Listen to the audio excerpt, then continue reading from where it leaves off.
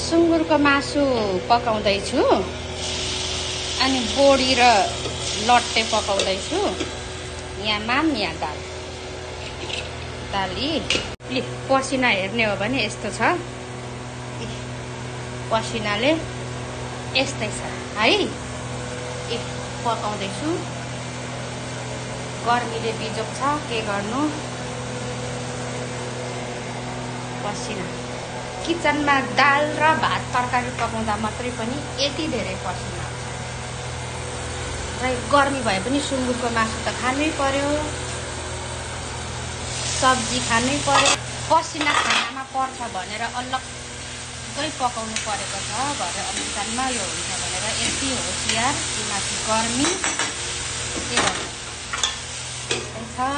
यस्तै छ है, यस्तै छ धरानको गर्मी।